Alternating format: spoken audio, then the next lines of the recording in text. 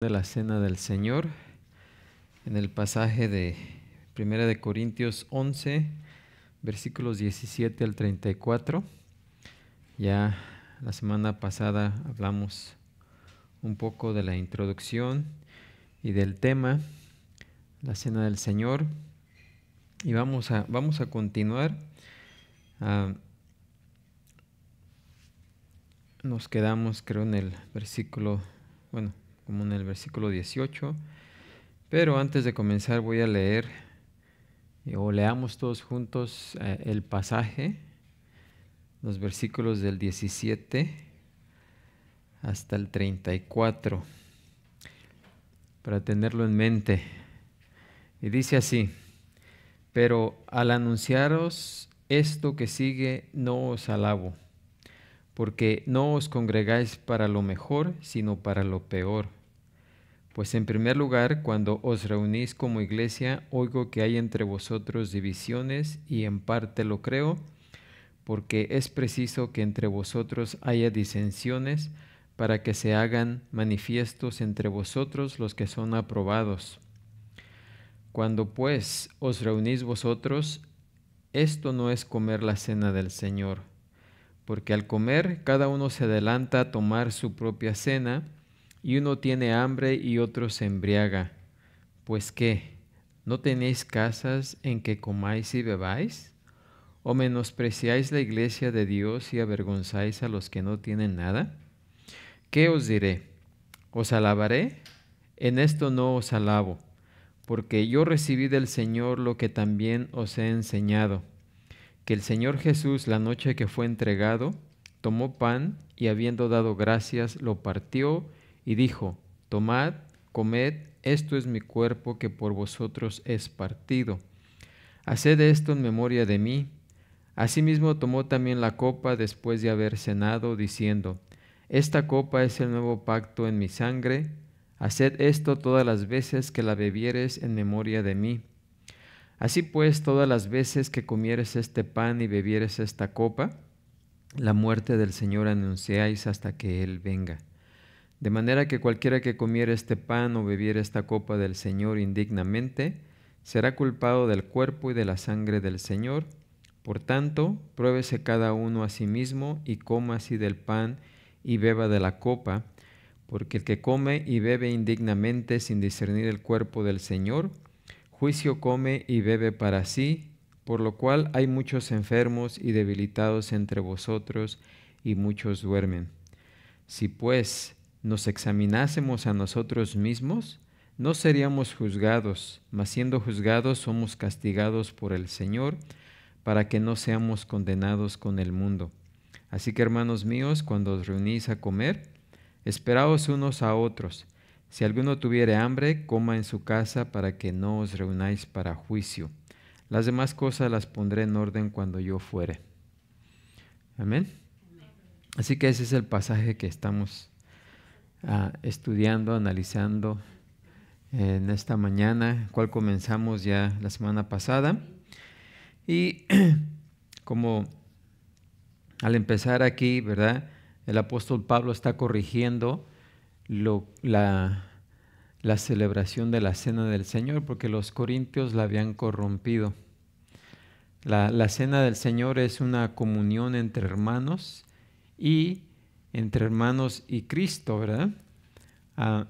Pero ellos la habían distorsionado, porque en lugar de que fuera una comunión entre hermanos y tuvieran comunión unos con otros, y que al mismo tiempo la iglesia tuviera comunión con Cristo, porque para eso es que el Señor instituyó la Cena del Señor, ¿sí? Pues los corintios estaban haciendo todo lo contrario. Se suponía que deberían compartir la comida que llevaban, especialmente los hermanos que tenían con qué, ¿sí? Porque en la iglesia pues había personas que tenían dinero y otras personas que eran muy pobres. Así que los hermanos que tenían dinero pues llevaban comida, pero en lugar de compartirla con los que no tenían, pues ellos se la comían. ¿verdad? Qué chistosos, ¿no? Se la comían y también lo que llevaban, el vino que llevaban para tomar, pues también se lo tomaban y se embriagaban. Y en lugar de ser una, pues, una comida, una cena de comunión, de fraternidad, pues se convirtió en una pachanga, ¿no? Porque unos comían demasiado y otros tomaban demasiado y se emborrachaban y pues ya aquello no estaba en ningún momento era para bendecir a Dios, ¿verdad? O sea que era un desastre. Así que por esa razón el apóstol Pablo pues escribe a esta sección para corregir eso que estaba sucediendo en la iglesia. Así que esa era la perversión de la cena del Señor y aquí nos dice, pues en primer lugar, si vemos el versículo 18, ya que ya vimos la primer parte, ¿verdad? Donde dice el apóstol, pero el anunciaros esto que sigue, no os alabo. Él anteriormente los había alabado porque los corintios recordaban lo que el apóstol les había enseñado y le estaban preguntando. Pero en esto que sigue dice, no os alabo, porque no os congregáis para lo mejor, sino para lo peor. Imagínense que los hermanos no se congregaban para lo mejor, sino para lo peor. O sea, hermanos creyentes, ¿verdad? Así que, pues sigue Pablo en el versículo 18, pues en primer lugar, cuando os reunís como iglesia, oigo que hay entre vosotros divisiones. Iglesia, como vimos la vez pasada, pues significa asamblea. La iglesia es la asamblea de los hijos de Dios, de los santos, ¿sí? No es el edificio, la iglesia no es el edificio, la iglesia lo forman todos los creyentes, ¿sí? O sea, nosotros somos la iglesia, no el edificio, ¿sí? Así que Pablo les dice, cuando os reunís como iglesia, o sea, como hermanos, como santos, como creyentes, dice, oigo que hay entre vosotros divisiones. ¿Y qué son divisiones? Divisiones y disensiones, ¿verdad? O sea, como vimos al principio de esta carta, había unos que decían, no, pues yo soy de Pablo, no, yo soy de Pedro, oh, no, yo soy de Apolos, oh, no, yo soy de Jesucristo, ¿sí? O sea, divisiones quiere decir que no estaban todos los hermanos de acuerdo, ¿sí? Unos eran seguidores de Pablo, otros de Pedro, o sea, había esas divisiones que se habían dividido conforme a los maestros que tenían o habían tenido. Y pues ya, como vimos anteriormente cuando tocamos ese tema, no es para que los hermanos hicieran eso, porque de todos podemos aprender. Y si Dios ha puesto a maestros en la iglesia, es para que aprendamos de ellos. Amén. Y de todos tenemos diferentes estilos de enseñanza, ¿sí? No todos enseñamos de la misma manera, ¿sí? Quizás algunos maestros nos parezcan muy aburridos, quizás otros nos parezcan muy divertidos, muy dinámicos, ¿verdad? Pero siempre y cuando el maestro esté enseñando lo que dice la palabra de Dios, nosotros tenemos que poner ¿qué? Atención, ¿sí? Porque aún de aquel que no pensemos que podamos aprender algo, podemos aprender algo porque Dios lo está utilizando para ello, ¿sí? Recuerden que Dios dio dones a la iglesia y ese don de enseñar es un don espiritual de Dios, ¿sí? Y precisamente cuando nos reunimos como iglesia es para tener esa comunión, compartir, poner a trabajar los dones que hemos recibido, ¿sí? Simplemente hay que hacer eso. Entonces, a los que les ha sido dado el don de enseñanza, pues hay que aprender de ellos, ¿sí? Porque para ello Dios les dio ese don, ¿sí? Si, por ejemplo, un hermano dice, oh, yo puedo enseñar mejor que el maestro, el maestro o el pastor, pues, o sea, si ese es su llamado, pues que empiece, ¿sí? O sea, una cosa es hablar, una cosa es criticar y otra cosa es, yo lo puedo hacer también, quizás, y no hay nada de malo, porque si alguien siente que tiene el don de enseñar, pues tiene que ponerlo a trabajar. Amén. Recuerden que Dios no nos salvó para estar nomás sentados, ¿sí? Dios nos salvó para trabajar en su obra. Y la manera en que trabajamos en su obra es unos enseñando, otros sirviendo a los hermanos, o sea, diferentes dones que el Señor nos ha dado. Amén. Así que, pero en Corintio, pues unos se habían enfocado más en Pablo, otros en Pedro, y pues lo malo es que se dividieron, se hacían grupos. Y pues ustedes saben, cuando hay grupos, hay divisiones en la iglesia, pues decían, no, pues nosotros somos mejores que ustedes, ¿no? Nuestro grupo, nuestro equipo es mejor que ustedes, y pues ahí había disensiones, peleas, riñas. Y luego, como vimos en el contraste de la cultura grecorromana en ese lugar, es que eran muy políticos, ¿sí? Les encantaba hablar de la política. Entonces también eso, ustedes saben que siempre que se discute de la política, siempre alguien se altera. ¿Sí? Pues imagínense, eso estaba ocurriendo en la iglesia. Y además traían sus creencias a la iglesia. En la iglesia todos debemos de creer lo mismo, ¿sí? Todos. Si alguien no cree en lo mismo, quizás porque cuando comienza traemos ciertas creencias, pero al empezar a escuchar la palabra de Dios debemos de conformarnos a la palabra de Dios, ¿sí? No, lo que vale no es nuestra opinión, ¿sí? Todos podemos tener opiniones, pero las opiniones aquí en la iglesia, en cuanto a la palabra de Dios, no son para nada, ¿sí? Lo único que pueden hacer es crear divisiones, problemas, ¿sí? Ahora, si hay algo que no entendemos, pues debemos de preguntar, ¿sí?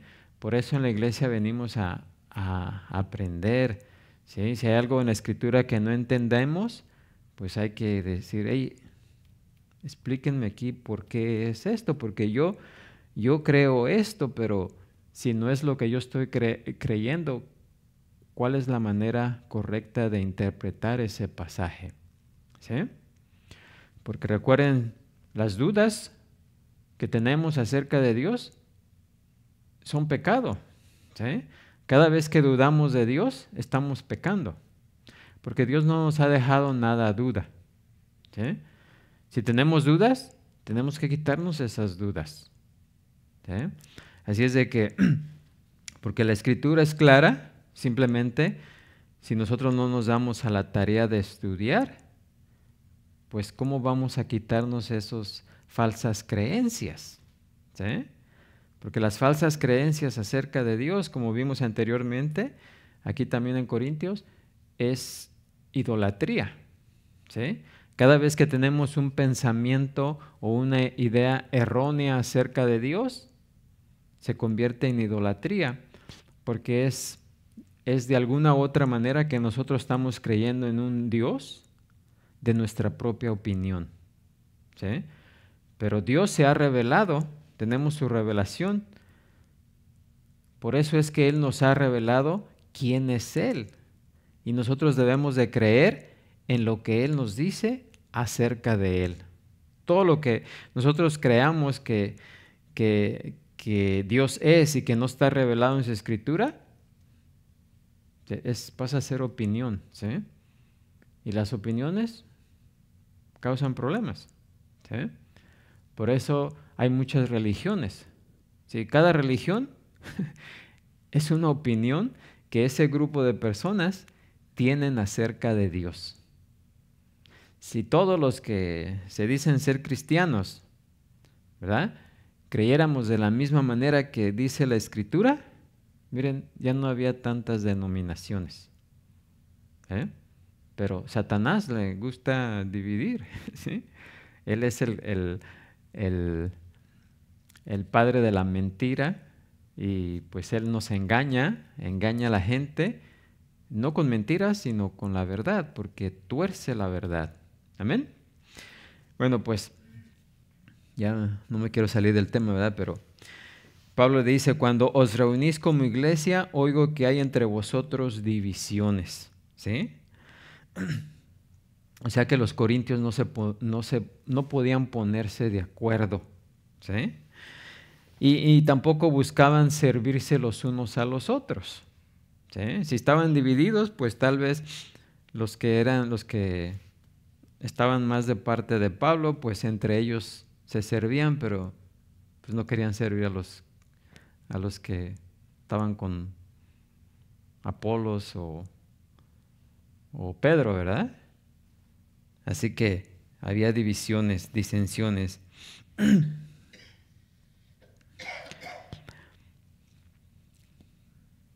Y dice el apóstol, y en parte lo creo. O sea, esto le fue escrito a Pablo de lo que estaba ocurriendo ahí en la iglesia. Y él, pues, para darles el beneficio de la duda, pues dice, y en parte lo creo. ¿Sí? O sea, no quería creer exactamente todo lo que estaba sucediendo, ¿verdad? Quería decir que a lo mejor habían exagerado, pero pues la verdad es que no habían exagerado. Así que el apóstol comienza reprendiéndolos fuertemente por sus divisiones, ¿verdad?, basadas en esa lealtad a las divisiones que tenían de partido, ¿verdad? Así que lejos de estar juntos y tener comunión, ¿verdad?, pues se peleaban, ¿verdad?, se separaban.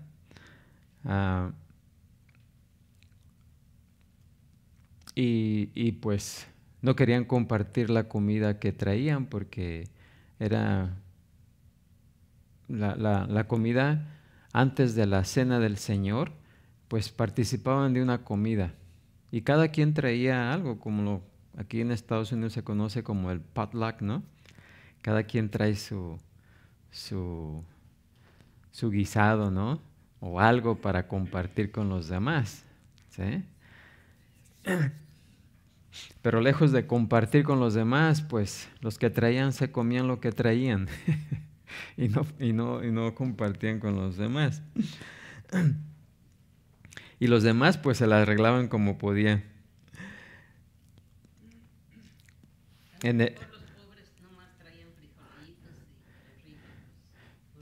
O a lo mejor no traían nada porque no tenían, ¿eh? Entonces pues decían, bueno, pues ahora vamos a ir a la iglesia y vamos a ir a comer porque pues tal vez no hemos comido bien durante la semana, pero pues ahora vamos a comer algo de los que los hermanos van a llevar. Y pues se imaginan cuando llegaban y los que habían traído comida no querían compartir con ellos, pues iban igual, ¿no? Se iban con hambre.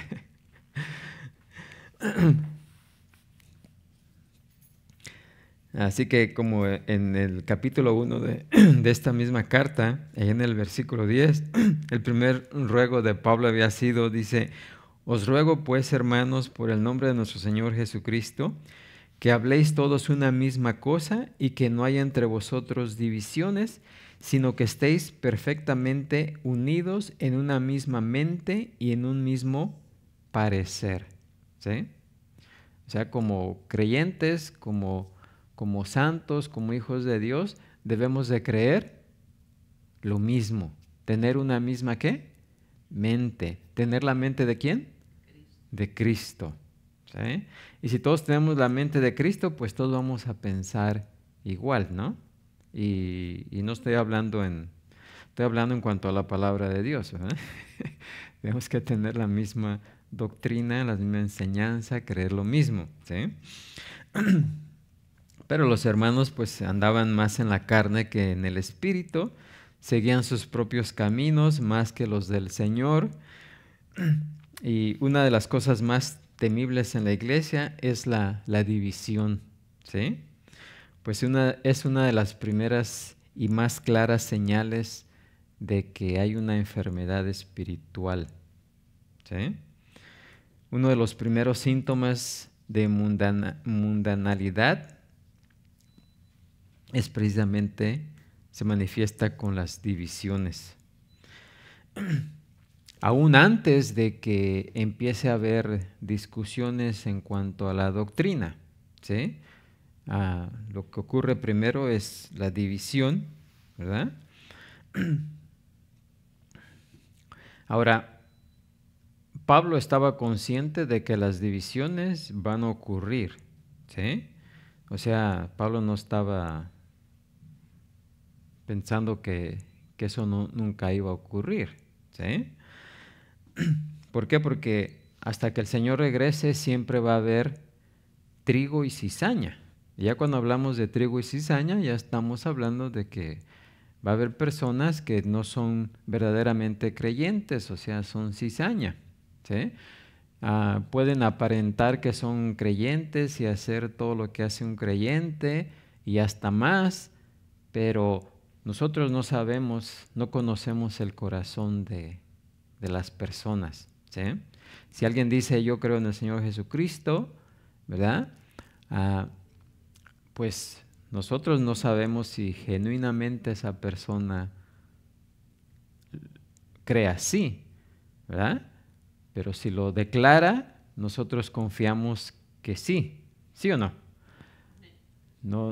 Pero Dios sí conoce el corazón de las personas y hasta aquel entonces, cuando Él venga y separe el trigo de la cizaña, pues solamente Él sabe. Nosotros no podemos, ¿sí? No podemos. Bueno, pero Pablo sabía, ¿verdad? Estaba consciente de que siempre va a haber cizaña entre el trigo y también de que va a haber siempre creyentes desobedientes, ¿sí? Así que la primera parte del versículo 19 dice, porque es preciso que entre vosotros haya disensiones. Y aquí lo declara Pablo. Ahora dice, porque es preciso, fíjense, porque es preciso. y la frase esa también se podría traducir como es necesario, ¿sí? Y en algunas partes esa misma frase ¿cómo se llama?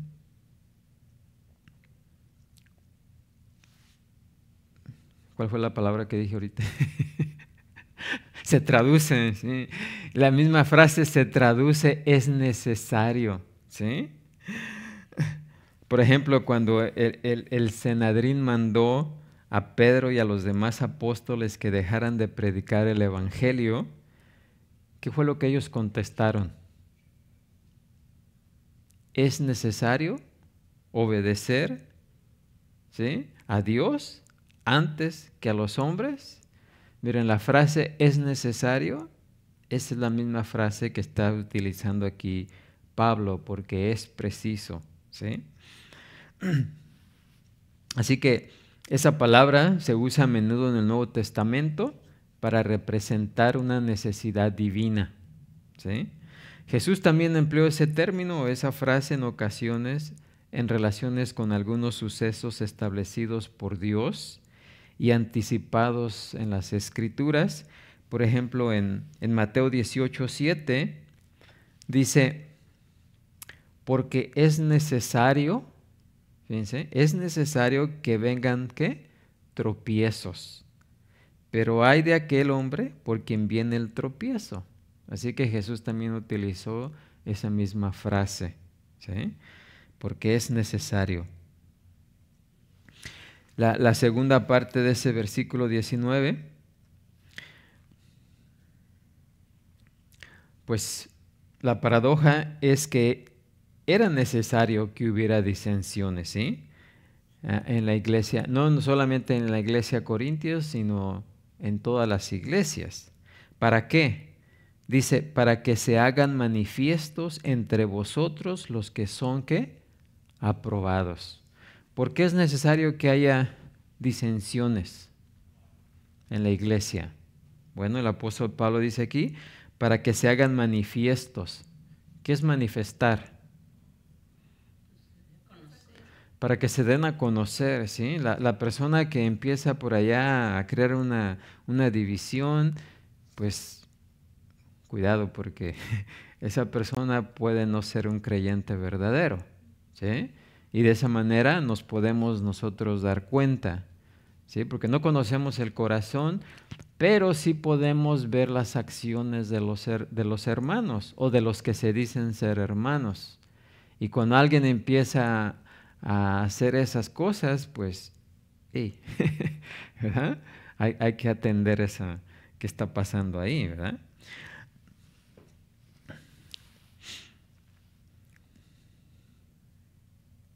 Ahora también, ah, también señala a los que son aprobados. Debe haber disensiones para que los que no son creyentes sean manifestados, pero también los que son aprobados, o sea, los verdaderos, pues también se den a conocer, ¿sí? Y la palabra aquí aprobados se refiere a aquello que tiene que pasar una prueba, ¿sí? O sea, la única manera que podemos saber si alguien es aprobado o no es si la persona pasa esa prueba, ¿sí o no? Si una persona no pasa la prueba, ¿qué decimos? Reprobó, ¿no? Pero si alguien la pasa, pues es aprobado, ¿sí? Lo mismo cuando llevamos un metal, se usaba mucho, nos encontramos o compramos algo que pues nos dicen que es oro, pero nosotros queremos realmente estar seguros de que es oro, ¿sí? ¿Cómo nos damos cuenta que lo que compramos es verdaderamente oro?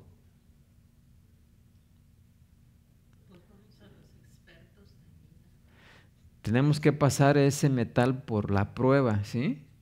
Tenemos que hacerle una prueba. Si el metal pasa la prueba, decimos, oh, hice buena adquisición, compré oro, no me engañaron. Pero si no pasa la prueba, decimos, chispas, me engañaron, ya perdí mi dinero, ¿sí? Así que ah, para que algo sea genuino, si queremos saber que algo es genuino, tenemos que pasarlo por una prueba. Pues también los hermanos, ¿verdad? En la iglesia ahí se presentan diferentes circunstancias en las que por causa de esas circunstancias nos podemos dar cuenta de quiénes son genuinos y quiénes no. Por eso Pablo dice, es necesario que haya pruebas, que pasen esas cosas, ¿sí? Para darnos cuenta de quiénes son verdaderos y quiénes no, ¿sí?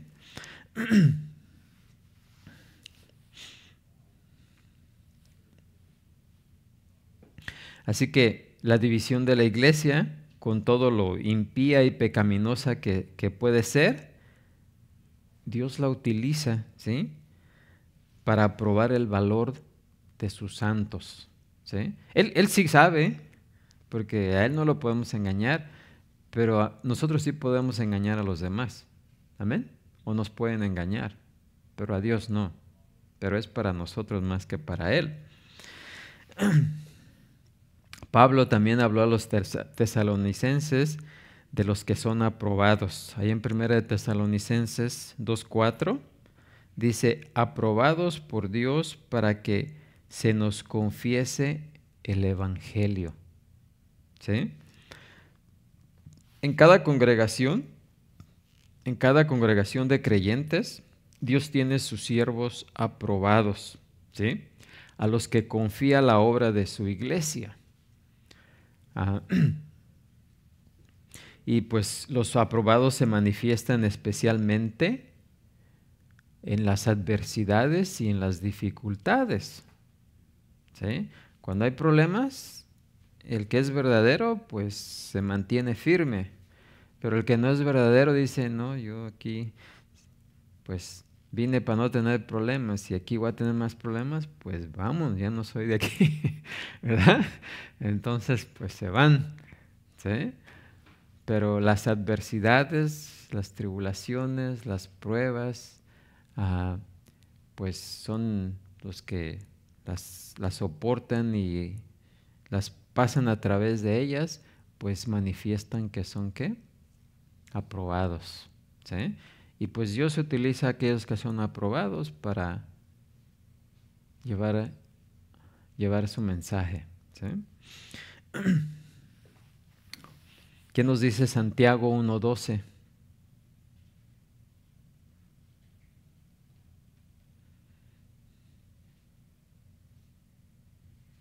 ¿Alguien?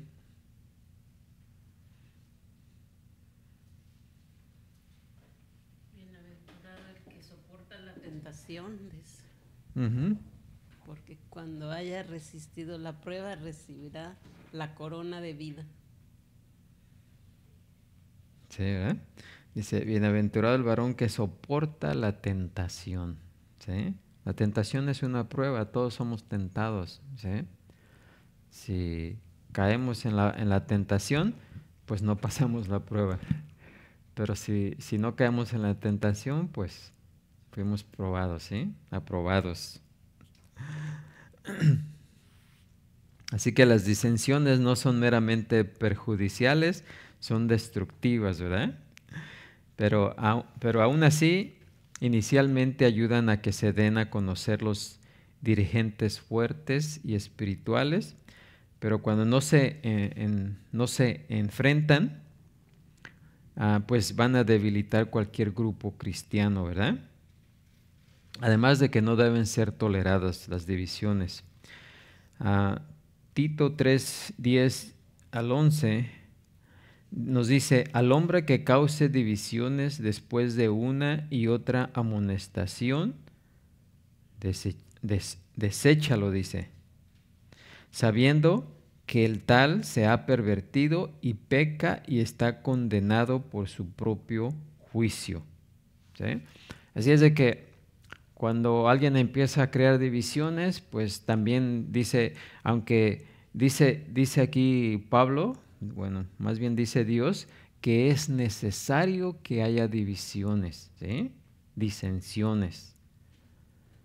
Pero cuando esos que causan las divisiones se dan a conocer, pues debemos, ¿qué?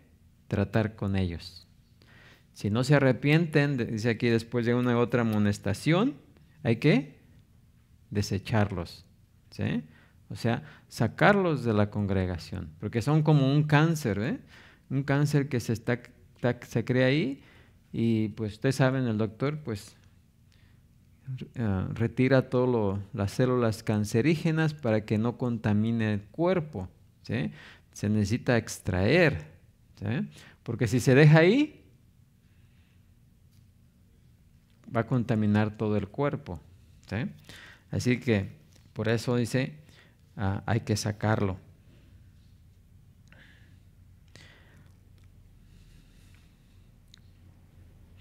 ¿Por qué? Porque por su propio comportamiento demuestra, ¿verdad?, que esa persona no tiene la capacidad para ser parte de la comunidad cristiana o que no es parte del cuerpo de Cristo, ¿sí? Y por lo tanto, pues hay que quitarlo. Así que es necesario que aparezcan las disensiones, pero no es necesario que sean toleradas o que se permita que lleven a la división, a la iglesia, ¿sí? Así que el punto céntrico de este mal era la cena del Señor, ¿sí? Y precisamente la cena del Señor era una comida de la noche, una cena, ¿verdad?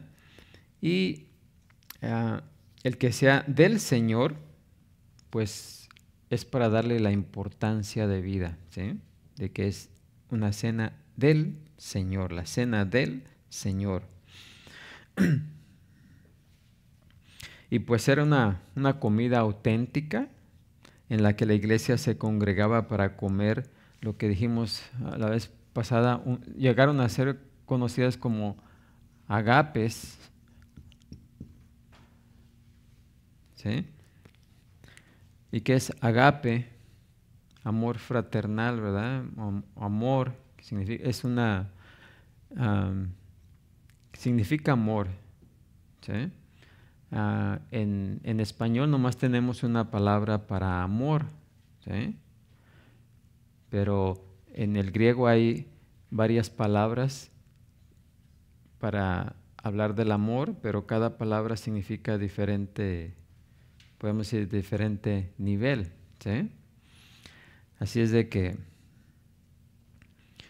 pero era una cena de amor, ¿sí? Y cuando hablamos de amor es pues amor entre los hermanos, compartir entre los hermanos, tener comunión entre los hermanos, ¿ok?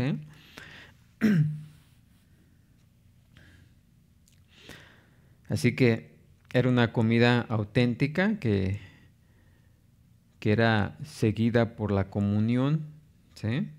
Primero se comía y después se celebraba la cena del Señor, ¿sí? Así que ahora, cuando la iglesia recién inició, pues esta comida fraternal y la celebración de la cena del Señor se tenían juntas, ¿sí? Una después de la otra, ¿sí? Pero, por ejemplo, en la iglesia de Corinto, cuando empezó a suceder esto, pues ya después se separó, ¿sí? La comida fraternal terminó desapareciendo por completo, ¿sí?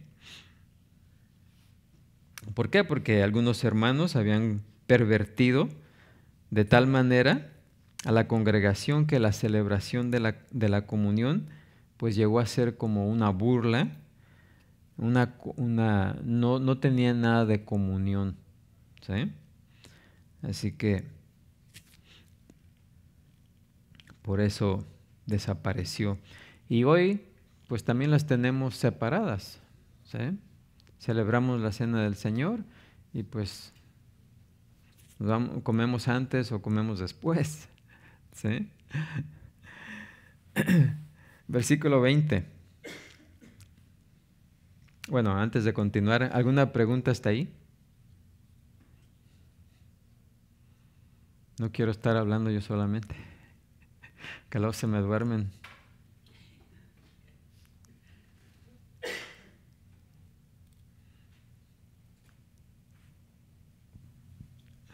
Tengo una pregunta sobre la cena del Señor, como si se puede tomar en casa, como por ejemplo si no puedo llegar ese día que se celebra en la iglesia, es algo que pudiera yo hacer en privado. Sí, porque ahorita vamos a llegar ahí donde no nos da instrucción de dónde ni cuándo debemos hacerlo, pero sí nos dice que debemos de hacerlo, ¿sí? Haced esto en memoria de mí. Pero no dice si solamente en la iglesia o solamente el domingo, ¿sí? La iglesia cuando empezó lo hacía todos los días y tal vez en cada comida, ¿sí? Con cada comida. Así que claro que se puede hacer en la casa, ¿verdad?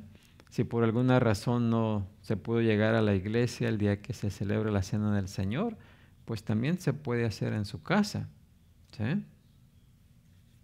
Contestada la pregunta. Bueno, ¿alguien más?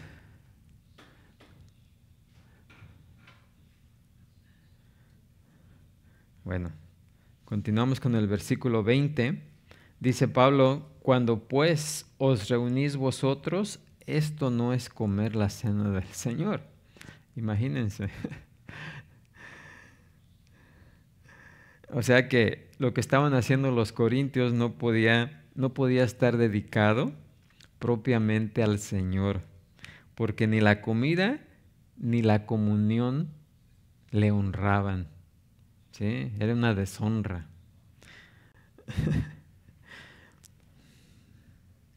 O sea que ellos tenían la ceremonia, participaban de la ceremonia según ellos, pero realmente no era la realidad, ¿sí? Tenían la forma, pero no tenían la sustancia, ¿sí? O sea, Pablo les dijo, ustedes pueden estar partiendo el pan, pasando la copa y repitiendo algunas cosas o algunas palabras de Jesús, pero lo que están en realidad haciendo no tiene nada que ver con la ordenanza que el Señor instituyó, ¿sí? O sea, Cristo no tiene parte en lo que ustedes están haciendo. O sea, eso es lo que Pablo está diciendo. Cuando pues os reunís vosotros, dice, esto no es comer la cena del Señor. Versículo 21, porque al comer cada uno se adelanta a tomar su propia cena, ¿sí? Y uno tiene hambre y otro ¿qué? Se embriaga. O sea, los que llevaban comida se la comían, no la compartían. Los que iban porque no tenían comida y que tal vez iban a comer, pues se iban igual. Y los que llevaban de tomar, pues también se tomaban el vino, se emborrachaban y pues imagínense lo que estaba sucediendo ahí.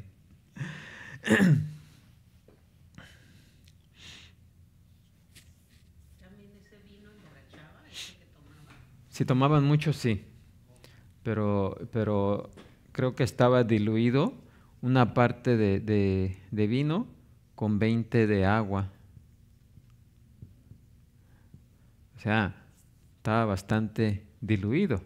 O sea, para emborracharse con eso necesitan de veras estar tomando y tomando todo el día, ¿eh? Pero también se usaba el otro vino fuerte, ¿verdad? Pero por lo regular lo que se tomaba, lo que se acostumbraba era esta bebida.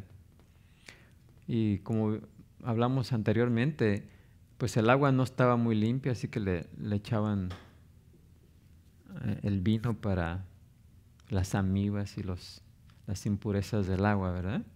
Para que no se enfermaran del estómago. O sea que realmente tomar esto no afectaba nada, ¿sí? No emborrachaba, pero pues si la persona tomaba bastante, pues claro que le iba a afectar, ¿verdad? Así que se imaginan cuánto tenían que tomar para emborracharse. O sea, los que llevaban ese vino, pues era para compartir, pero se lo tomaban. Así que se burlaban del propósito de la ocasión, que era pues traer armonía y unidad entre ellos, ¿verdad? Que pertenecían en Cristo. Y pues el propósito era recordar el sacrificio que Jesús había hecho por ellos, que hizo por nosotros, ¿sí? Que es precisamente también lo que vamos a ver más enseguida. Nos dice Pablo ahí mismo en esta carta, en el capítulo anterior, versículos 16 al 17, capítulo 10, 16, dice, la copa de bendición que bendecimos, ¿no es la comunión de la sangre de Cristo? El pan que partimos, ¿no es la comunión del cuerpo de Cristo? Siendo uno solo el pan, nosotros con ser muchos somos un cuerpo, pues todos participamos de aquel mismo pan. ¿Sí? Así que en la iglesia todos somos uno en Cristo. Amén. Porque todos formamos un cuerpo y ese cuerpo es ¿de quién? De Cristo. Y eso es la iglesia. Bueno, la primera parte del versículo 22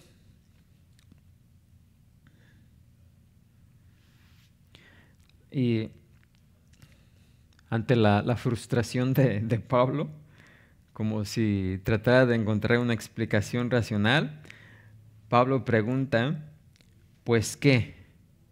¿No tenéis casas en que comáis y bebáis? Dice, ¿acaso no? Si tienen hambre, mucha hambre, los que tenían comida, pues, ¿no tienen casa donde pueden comer, ¿sí? O beber?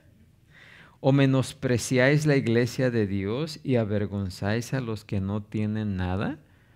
Porque imagínense, era una burla. Imagínense, llevar comida. Los que tenían con qué, llevaban comida y luego comérsela enfrente de los que no tenían. O sea, ¿qué demostración es esa?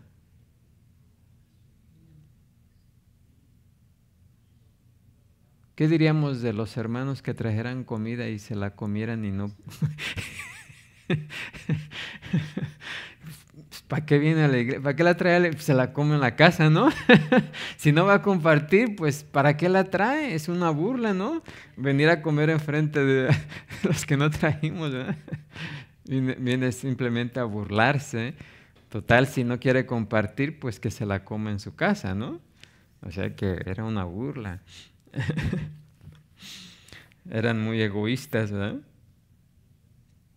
Si tenían la intención de gozarse, egoístamente lo hacían de aquella forma, ¿verdad?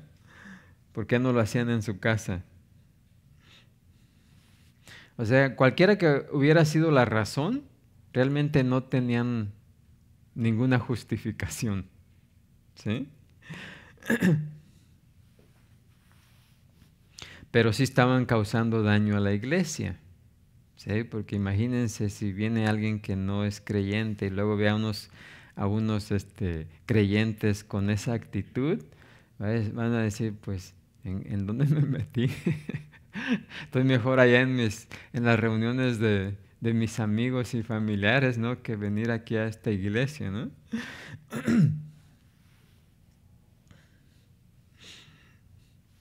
Y además, la cena era una cena de amor. Imagínense, no iba nada con el nombre, porque de amor no tenía nada. Bueno, la segunda parte del versículo 22, Pablo les dice de nuevo que no pueden decir nada en su defensa. Dice, ¿qué os diré? ¿Os alabaré? En esto no, dice, no os alabo. O sea, Pablo dice, en esto no reciben absolutamente mi aprobación. ¿Sí?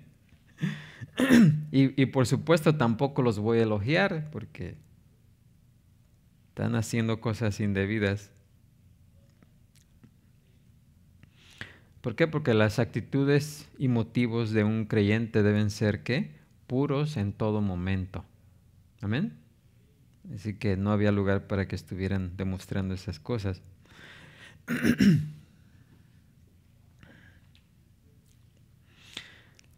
Porque cuando el creyente acude a la mesa del Señor para participar del pan que simboliza el cuerpo de Cristo, ¿sí? Como ustedes saben, el pan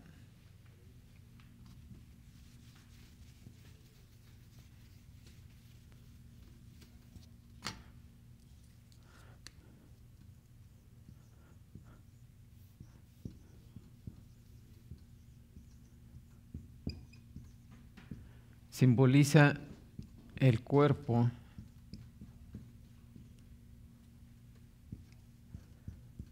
de Cristo.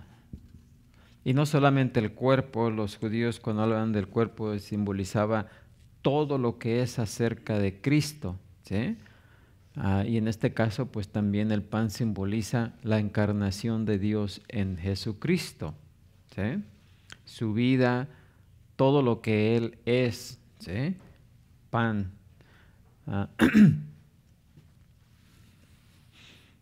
Y la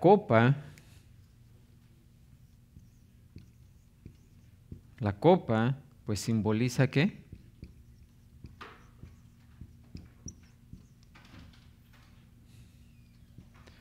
Su sangre.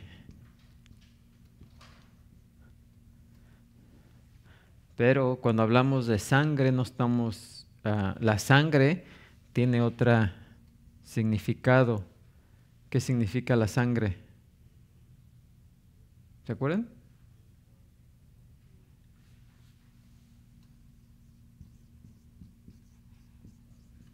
¿Sí? La copa de vino simboliza la sangre de Cristo, ¿verdad? Pero la sangre de Cristo simboliza ¿qué? Su muerte. Cuando hablamos de sangre, ¿hablamos de qué? De una muerte sangrienta que fue la que Jesús murió. ¿Sí? Una muerte sangrienta. ¿Por qué? Porque tenía que ser así. Cuando Dios instituyó los sacrificios en el Antiguo Testamento, la sangre se rociaba, ¿sí? ¿Por qué? Así que tenía que haber sangre, ¿sí? Que demostrara eso. Y los animalitos que se sacrificaban, pues no se cortaban nomás para que sangraran, no, se mataban, ¿sí? Y la sangre de ellos se utilizaba para rociarlos. Se rociaban ellos, se rociaban en el lugar donde estaban, ¿verdad? Así que significaba muerte, simbolizan la muerte. Así que cuando el creyente acude a la mesa del Señor para participar en el pan que simboliza el cuerpo y la copa que simboliza su sangre, es absolutamente necesario que dejen atrás o que dejemos atrás todo pecado, toda amargura, todos los perjuicios raciales y sexuales, toda clase de orgullo, todos los sentimientos de superioridad, ¿sí? O sea, el que nos creamos más que otros. ¿Por qué? Porque todas esas actitudes pues están fuera de lugar en la cena del Señor. Y esas actitudes pues profanan gravemente esa ordenanza, ¿sí? La ordenanza de la cena del Señor. ¿Alguna pregunta hasta ahí? La semana pasada había preguntado yo sobre qué es tomar la cena indignamente.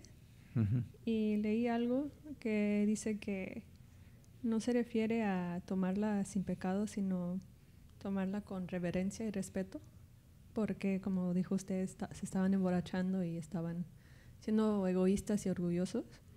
Entonces quería saber si es, no es decir, oh, no me siento digna de pasar, sino tomarla con respeto. Esa es la pregunta. Sí, ahorita vamos a tomar más el tema ese, de cómo, porque Pablo mismo dice, vamos a llegar a esa parte donde nos habla de que debemos de tomarla dignamente. Si no la hacemos, pues podemos recibir ¿qué? Juicio. ¿Sí? Ahorita vamos a hablar más acerca de eso. Bueno, así que eso es lo que estaba ocurriendo en la iglesia, la perversión de la cena del Señor. Pero la cena del Señor tiene un propósito, por eso Jesucristo la estableció, ¿sí?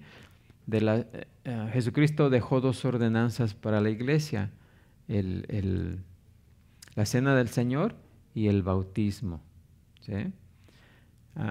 Pero ahorita estamos hablando de la cena del Señor y cuál es el propósito. Bueno, aquí nos dicen los versículos 23 al 26. Vamos a leer ahí. Dice, porque yo recibí del Señor lo que también os he enseñado, que el Señor Jesús, la noche que fue entregado, tomó pan y habiendo dado gracias lo partió y dijo, tomad, comed, esto es mi cuerpo que por vosotros es partido, haced esto en memoria de mí. Asimismo tomó también la copa después de haber cenado, diciendo, esta copa es el nuevo pacto en mi sangre. Haced esto todas las veces que la bebiereis en memoria de mí. Así pues, todas las veces que comieres este pan y bebieres esta copa, la muerte del Señor anunciáis hasta que Él venga.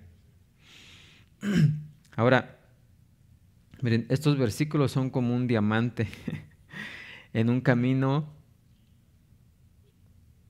fangoso, ¿verdad? Porque están primero, como vimos anterior, están en el centro.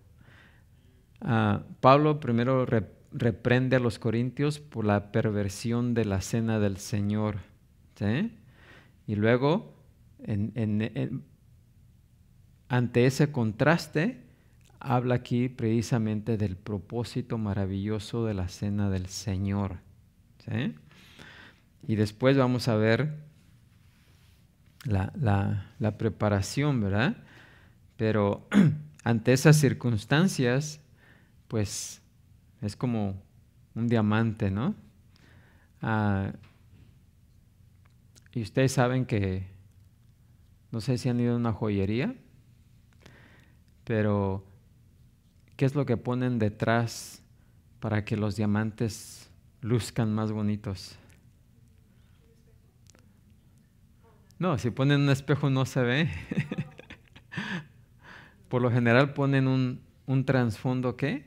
Oscuro, negro, ¿sí? Porque ante el contraste negro, pues entonces se ve más bonito lo brilloso, ¿no? El brillo del diamante, ¿no?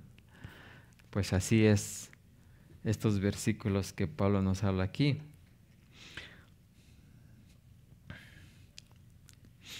¿Por qué? Porque es uno de los pasajes más hermosos de toda la Escritura y se encuentra en medio de una fuerte reprimienda, ¿sí? A las actitudes a las actitudes mundanas, carnales, egoístas e insensibles de los corintios. De hecho, la reprimienda se dirige a los cristianos que han pervertido la misma ceremonia que estos versículos describen de forma tan conmovedora. Ahora, esto no es extraño, ¿verdad? Porque Pablo aquí demuestra que no está enseñando su opinión, sino la palabra revelada de Dios, ¿sí? Si vemos la primera parte del versículo 23, dice, el apóstol Pablo les recuerda a los corintios lo que ya les había enseñado. Dice, porque yo recibí del Señor lo que también os he enseñado, ¿sí? Dice Pablo, yo les enseño lo que recibí directamente ¿de quién? Del Señor. A mí no me lo contaron, a mí no me lo dijeron, yo lo recibí directamente del Señor.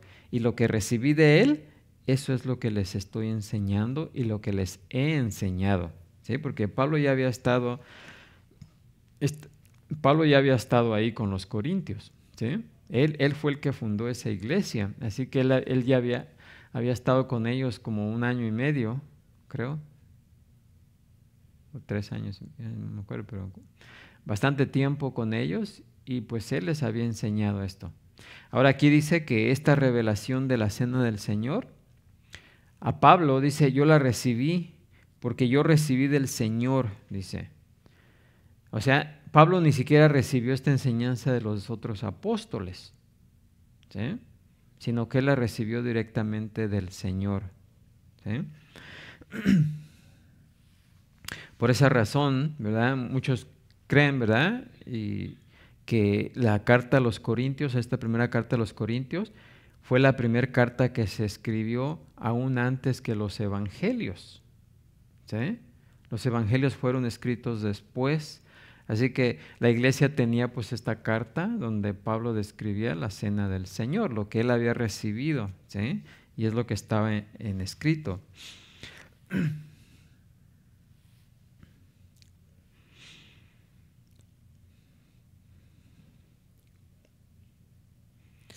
Ahora, Pablo, pues,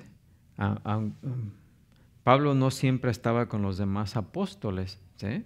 Porque recuerden que a Pablo lo llamó directamente también, ¿quién? Jesús. Y también Pablo pasó tiempo recibiendo revelación de Jesús. Pablo no fue enseñado por los otros apóstoles, sino que fue enseñado por Cristo directamente. Como nos dice en Gálatas 1:11 al 12, dice, mas os hago saber, hermanos, que el evangelio anunciado por mí no es según hombre, pues yo ni lo recibí ni lo aprendí de hombre alguno, sino por revelación de Jesucristo, ¿sí? O sea que a Pablo lo enseñó más que nadie. ¿Quién lo enseñó? Jesucristo, ¿sí? Cuando los apóstoles lo oyeron predicar, dijeron, ¿y este? ¿Y de dónde salió? ¿De dónde aprendió eso? ¿Sí? Y por eso reconocieron que pues también había sido llamado por el Señor. ¿Sí? La segunda parte del versículo 23 dice que el Señor Jesús, la noche que fue entregado, ¿sí? Entonces aquí en este pasaje, ¿verdad? Que el Señor Jesús, la noche que fue entregada, nos da el escenario histórico, ¿verdad? Que muchos de los creyentes no habían llegado a conocer. Porque como ya explicamos, ¿verdad? Ninguno de los evangelios había sido escrito todavía. Así que muchos creyentes pues no tenían ese conocimiento de cuándo se estableció eso. Así que por eso Pablo dice que el Señor Jesús, la noche que fue entregado, y también fíjense, la noche que fue entregado fue algo horrendo, pero en ese evento horrendo, Jesús también instituyó la cena del Señor. ¿Sí? O sea, esa misma noche cuando el Señor fue traicionado, imagínense, y arrestado, Jesús nos entregó una de las celebraciones más bellas, ¿sí? O sea, en medio del mal del mundo, Dios establece su bien. En medio de la perversidad de Satanás, Dios planta su santidad. Así como en medio de la iglesia, de la santidad de la iglesia, también nos dice Pablo que es necesario que los que causan divisiones se hagan ¿qué? Manifiestos. ¿Sí?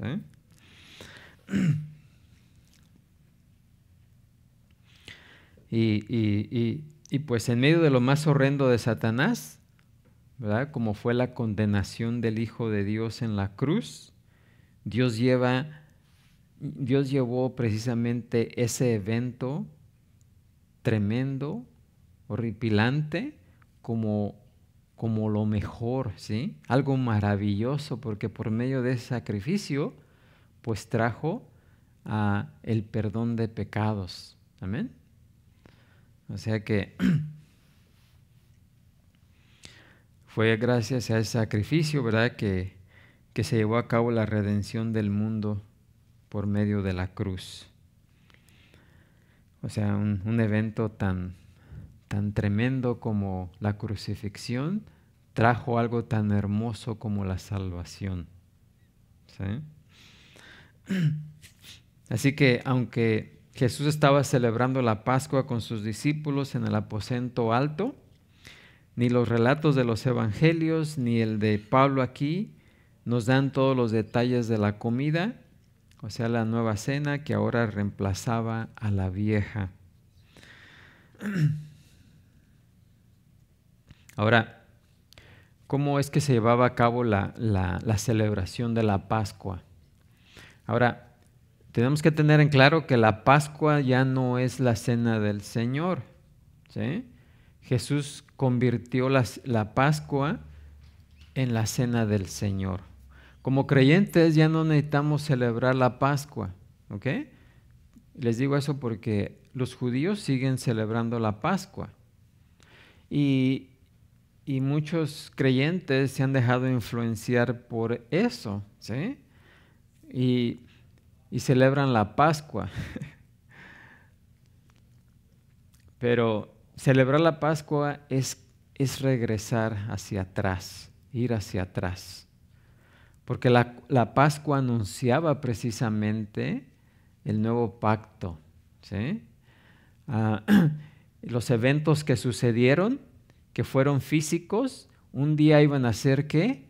Espirituales. ¿Sí?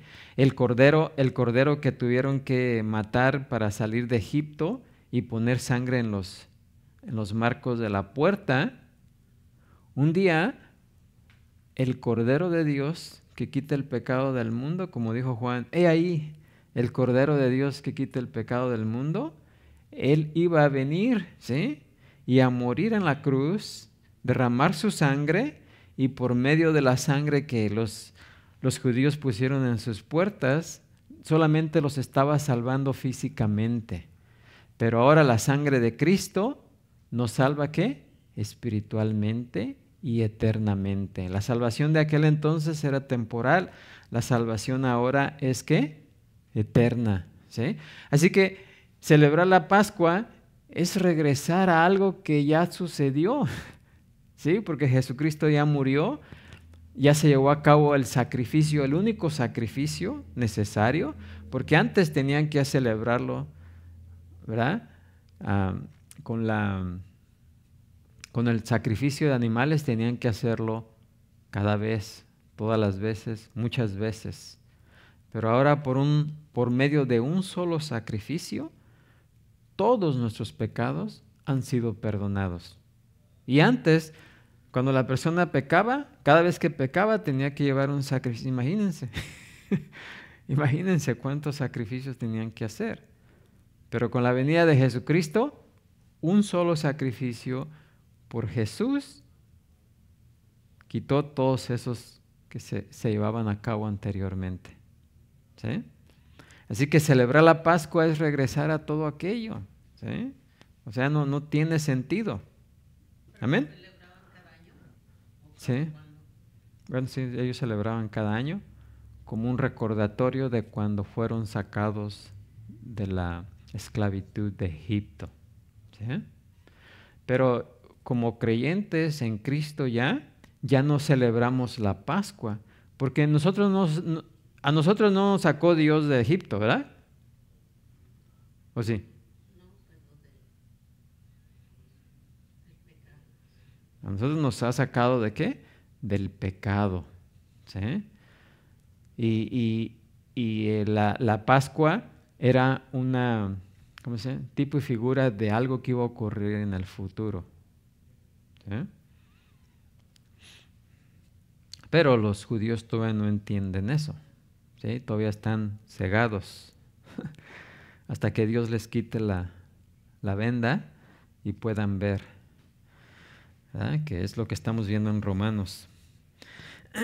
Así que la celebración de la Pascua, la comida de la Pascua comenzaba con la bendición que el anfitrión pronunciaba sobre la primera copa de vino. Se iniciaba con una copa de vino tinto y luego esa copa la pasaba a todos los que estaban allí reunidos para la cena. Es más, se pasaban 4 copas de vino durante la cena. Después de que se bebía la primera copa, comían hierbas amargas, mojadas en una especie de salsa de fruta y amargas para que se recordaran de la amarga vida que vivieron en Egipto, ¿sí?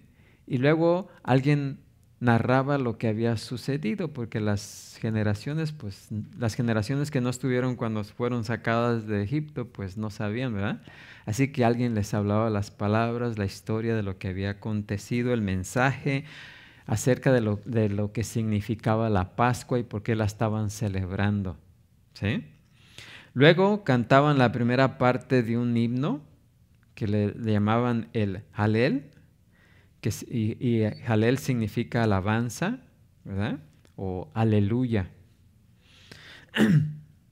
Y ese Halel estaba compuesto con los Salmos 113, Salmos 113 al 118. Esos eran los salmos que cantaban durante la Pascua, ¿sí? Y la primera parte que se cantaba era el Salmo 113 o el 113 y el 114, ¿sí? Después de haber pasado cuando se pasaba la segunda copa, el anfitrión partía el pan sin levadura y lo pasaba a las personas. El pan simbolizaba, ¿verdad?, de que pues no podían llevar pan con levadura porque se iba a echar a perder, ¿sí? Y además, pues, tenían que salir rápidamente, ¿sí? Así es de que por eso Dios les dio instrucciones de que hicieran pan de que mataran el corderito, lo asaran, lo comieran, pero con pan sin levadura. ¿Sí? Y además la levadura, aunque no siempre representa, la levadura no siempre representa el pecado, sino la levadura representa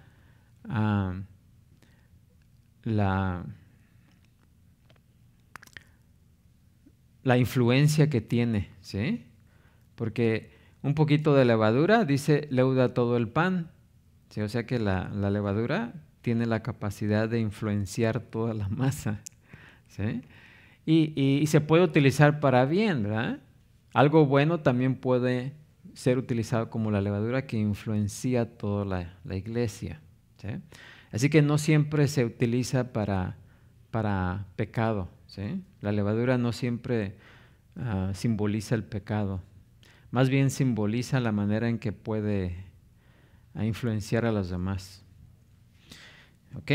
Así que después de que cantaban el Salmo 113, se pasaba a la segunda copa y el anfitrión partía el pan sin levadura y lo pasaba para que todos los demás comieran. Y a continuación tomaban la comida, o sea, el cordero pascual. Una vez que se quebraba el pan y se pasaba, entonces se empezaba a comer el corderito, ¿sí? Así que todos los asistentes a la cena para celebrar la Pascua, pues se comían el corderito, porque Dios les dio instrucciones de que se reunieran la familia de acuerdo al corderito, ¿sí? Para que todos comieran antes de salir de Egipto, ¿sí? Así que, y luego la tercer copa, y luego en la tercer copa, cuando pasaban la tercer copa, luego de una oración que hacían, en la tercera copa cantaban el resto del Jalel, que serían los salmos del 14 al 18, del 114 al 18, ¿sí? Y la cuarta copa, pasaban la cuarta copa que celebraba el reino venidero y la bebían inmediatamente antes de salir, ya cuando salían. Ahora, Jesús utilizó la tercer copa, ¿sí? Después de comer el corderito, ¿sí? O el cordero. Y fue la tercer copa la que Jesús bendijo y la que convirtió en la copa de comunión. Lucas 22:20 nos dice, después que hubo cenado, ¿sí? Después que hubo cenado, después de que se comieron el corderito, ¿qué hizo Jesús? Tomó la copa diciendo, esta copa es el nuevo pacto en mi sangre, que por vosotros se derrama. ¿Sí? Ahí fue donde él convirtió la tercer copa en la copa de comunión. Después Jesús pronunció unas pocas palabras de advertencia, reprensión e instrucción que vemos allá en Lucas y en Mateo también. Pero después de que terminaron la comida, con el canto del himno, ¿sí? O sea, estos eran los salmos que cantaban. Por eso nos dice en Mateo 26:30, y cuando hubieron cantado el himno, salieron al monte de los olivos. ¿Sí? Una vez que terminaron de cantar el Jalel, salieron, ¿sí?, al monte de los olivos. Versículo, no, todavía alcanzamos. Bueno, ya no vamos a alcanzar. Bueno, pero ahí nos vamos a parar mejor. Pero eso eran las 4 copas que se pasaban en la celebración de la Cena del Señor. ¿Sí? No, perdón, en la Pascua. Y en la última cena pascual, Jesús cambió el significado, ¿verdad?, de de la cena pascual, ahora en la cena del Señor. Porque nosotros ya no vamos a celebrar la salida de Egipto, ¿sí? Nosotros de ahora en adelante, con su muerte se establecía el nuevo pacto, la nueva promesa. Pacto significa promesa, ¿sí? Testamento también significa promesa, pacto, contrato, ¿sí? Y los contratos anteriormente, en la antigüedad, se firmaban con sangre. Hoy en día también se utiliza un líquido. Ya no es sangre, pero ¿es qué? Tinta. ¿Sí? Pero antes se hacía con sangre. Dios, cuando hizo el pacto con Abraham, le mandó que cortara unos animales por mitad y los puso así a lo largo de un caminito, ¿verdad? Y por ahí tenían que pasar los dos que hacían el contrato, ¿sí? Pero solamente pasó Dios por ahí, ¿sí? O sea que Él se hizo la promesa a sí mismo de que iba a salvar a su pueblo, ¿sí? Y que por medio de su pueblo, por medio de Abraham, ¿verdad? Que eran los descendientes de Abraham, todas las familias de la tierra iban a ser ¿qué? Bendecidas. Ese fue el pacto que Dios firmó consigo mismo, porque Abraham no lo firmó, solamente Dios. Así que en la cena del Señor, también Jesucristo, ¿sí? Firma el contrato, el nuevo pacto, la nueva promesa, con su sangre, que fue ¿qué? Su muerte. Él siendo el Cordero, tenía que ¿qué? Morir, y con su sangre firmó el contrato, firmó la promesa. ¿Amén? ¿Sí? Porque Él mismo es el que nos vino a salvar. Nosotros no nos podemos salvar por nosotros mismos, ¿sí? Por ningún esfuerzo. No es por obras, para que nadie ¿qué? Se gloríe. Porque la gloria es ¿para quién? Para Dios. Si nosotros de alguna manera pudiéramos salvarnos, ya sea por los 10 mandamientos, por cumplir los 10 mandamientos, cualquiera puede decir, yo cumplí los 10 mandamientos, estoy cumpliendo los 10 mandamientos, ¿sí? ¿Qué está haciendo esa persona? ¿Se está qué? Llevando la gloria, ¿no? ¿Y dónde queda Dios? Dios no recibe la gloria. Pero si Él nos salvó, si Él vino y murió en la cruz por nosotros, entonces, ¿para quién es la gloria? Para Dios, ¿sí? Y sabemos que Dios no comparte su gloria ¿con quién? Con nadie. Así que, por eso la salvación es ¿de quién? De Jehová. Amén. Así que, con eso comienza el nuevo pacto, la nueva alianza, ¿sí? También se traduce como alianza. Los católicos dicen la alianza. El pacto, la promesa, ¿sí? Y el próximo domingo vamos a hablar más acerca de ese pacto. ¿Alguna pregunta hasta ahí?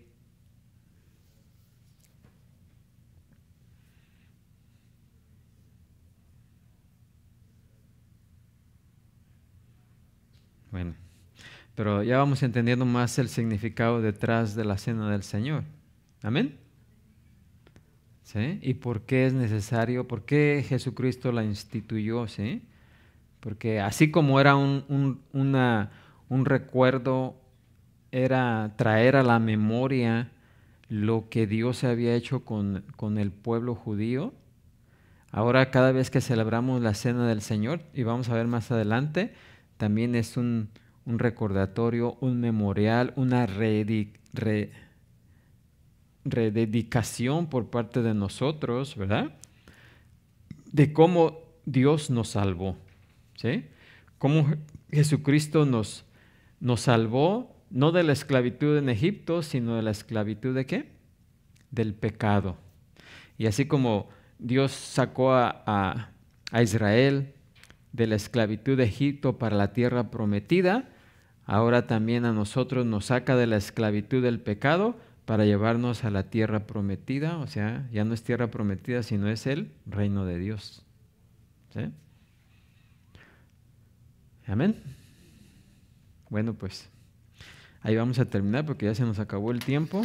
Y si no hay preguntas, pues vamos a ponernos de pie, ser despedidos de la escuela dominical. Padre Santo, Señor Todopoderoso, gracias te damos, Señor, porque tú eres bueno, tu misericordia es grande, Señor. Y claramente nos enseña, Señor, el propósito de la cena del Señor en estos pasajes y en comparación a la cena de la Pascua, Señor, a la celebración de la Pascua, que pues ya no necesitamos celebrar porque tú cumpliste todo aquello que apuntaba